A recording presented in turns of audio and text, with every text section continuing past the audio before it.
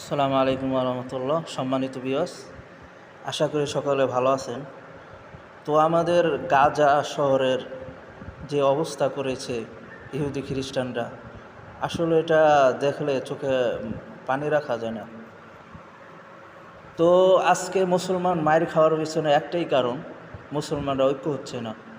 আজকে আরব বিশ্বে নিশ্চুপ হয়ে আছে, মিশর, জর্ডান, এতটি মুসলমান রাষ্ট্র এই গাজা ফিলিস্তিনের পাশে, অথচ আজকে সামান্য ছোট একটা দেশ ইহুদি ইসরায়েল দেশ তাকে প্রতিহত করতে পারতেছে না।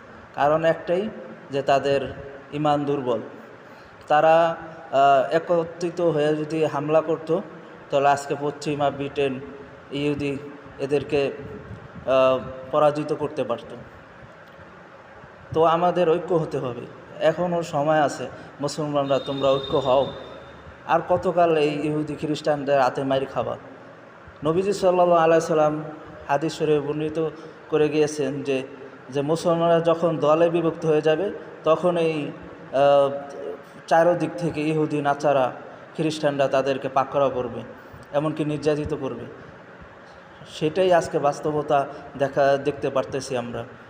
আজকে ভারতের মুসলমানরা মার খাইতেছে, মায়ানমার মুসলমানরা মার খাইতেছে, বিভিন্ন জায়গায় মুসলমানরা আজকে নির্যাতিত। কী কারণ? একমাত্র আমরা ঐক্য না হওয়ার কারণ। আজকে এখনও সময় আছে, মুসলমানরা আমরা ঐক্য হয়ে এই কাফেরদের বিরুদ্ধে জিহাদ ঘোষণা করি। আল্লাহ তাআলা আমাদেরকে ঐক্য হওয়ার তৌফিক দান করুক। আসসালামু আলাইকুম ওয়া রাহমাতুল্লাহ।